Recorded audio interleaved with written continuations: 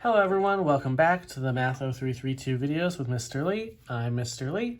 Let's pick it up. We had seen how to graph a line in the last video using the intercepts and how to find them, but sometimes you get 2 points that are making a line that aren't necessarily the intercepts, and you still want to be able to calculate the slope, which is really like the steepness of the line. So the way you calculate this, in the equation y equals mx plus b, m is your slope, and it's equal to y2 minus y1 over x2 minus x1 as long as you're given 2 points to calculate it, or the change in y over the change in x, which is the rise over the run. It doesn't matter which point you let be x2, y2, as long as whatever point you pull the x value from first, you pull the same one as you're starting the first number in your y value.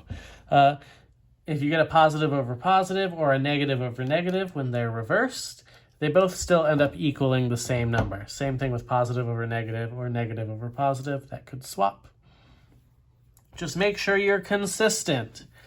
And we'll see. I'm always going to pick my second point as x2, y2, and my first point as x1, y1 when we get there. Again, we talked about this a little bit at the end of the last video, but positive slopes rise from left to right. Negative slopes fall from left to right. However, we have 2 more kinds of lines, which we'll see. Ones that are horizontal lines and ones which are vertical lines. Horizontal lines have a slope of 0, or what we call no slope. That's because they have no rise as they run left to right. Vertical lines have what we call undefined slope because you're dividing by 0 because the x values aren't changing, so it's undefined. So if they ask you about it, or if your 2 points have the same x coordinate, you're going to end up having a vertical line. If your 2 points have the same y coordinate, you'll have a horizontal line.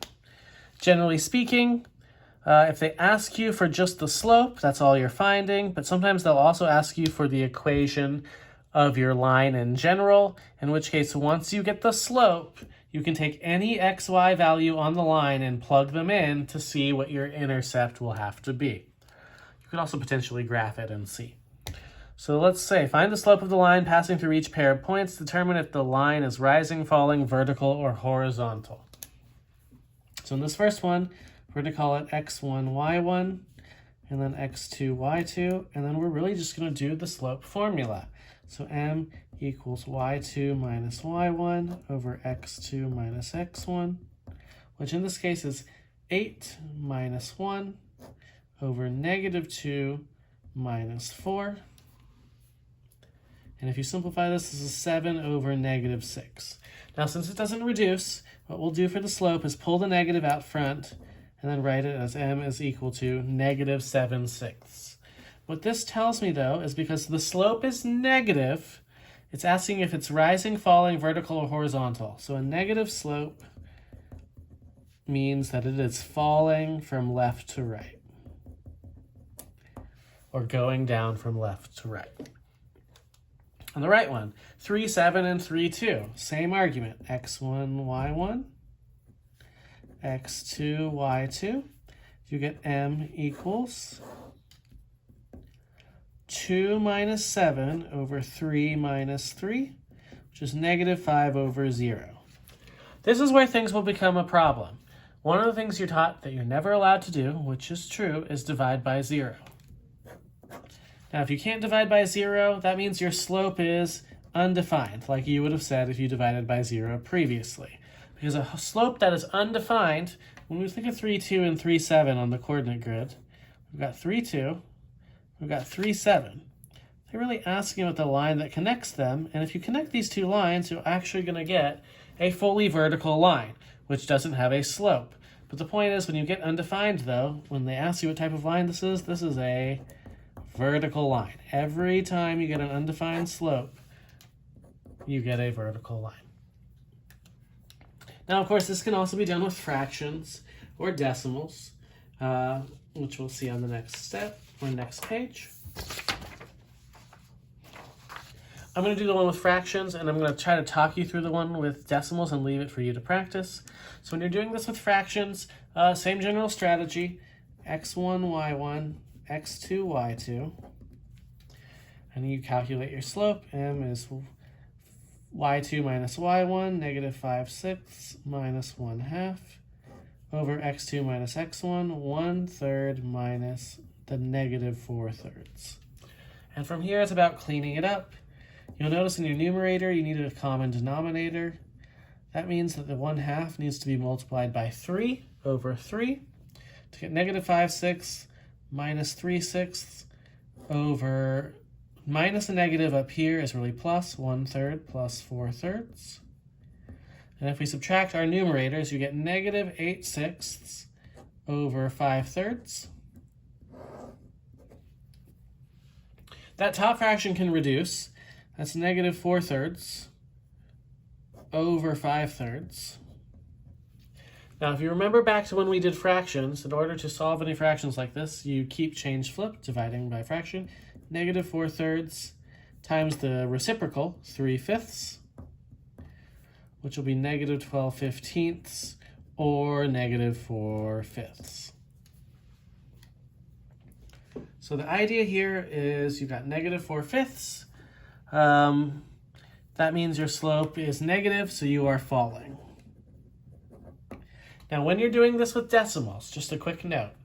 One thing that I would suggest is you have your y2 minus y1 over x2 minus x1, so 2.2 minus 2.5 over 3.6 minus 4.8. When you subtract this, you're going to get negative 0.3 over negative 1.2, which may result into 0.3 over 1.2 because negative over negative is positive. Now, one thing you can do with decimals, which doesn't affect your slope, is you can move the decimal place as long as you move the decimal place the same number of places in the numerator and the denominator.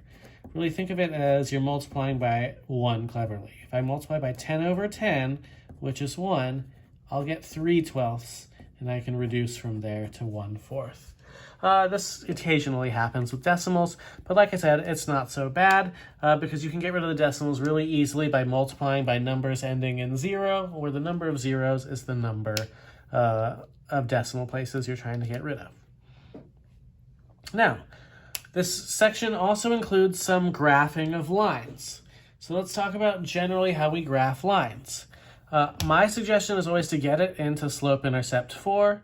Plot the y-intercept. That is, when you plug in 0 for x, the only thing that should be left is the number on the other side. And then you use your slope to find out other points on the line and draw the lines connecting 2 points. Again, on your homework, all you have to do is plot 2 points with the line graphing tool, and it will automatically place them. So you can choose the x and y intercept, but I want to show you how to do it with the slope and y intercept.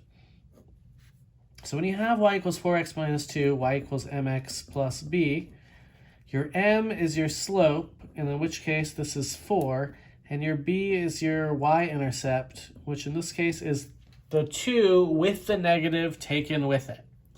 So that gives you your starting coordinate point of 0, negative 2, because if you plug in 0 here for x, the 4x, 4 times 0 is 0, minus 2 is negative 2, so y is negative 2. So you plot a point at 0, negative 2. To find more points on this line, you have a slope of 1. So 4 is really 4 over 1, which is your rise over run. And you have a few options here. You can go up, positive slopes go up and to the right, or negative over negative, down and to the left. So you go up 1, 2, 3, 4 over 1. Up 1, 2, 3, 4 over 1. Or alternatively, you can go down and to the left, because negative 4 over negative 1 is still going to equal 4. So you go either way, and it will connect and make the line. So that's the key here. Looking at number 2, our intercept, 0, negative 1. Down here, a slope of negative 1/2 means rise over run of negative 1 over 2. That really means down 1 and to the right 2 to find more points. Or up 1 and to the left 2. Like I said, your homework will only require you to get 2 points, and then it will automatically make the line for you. But this is the basic idea of graphing lines, and we'll see more specialized lines or equations moving forward in the next video.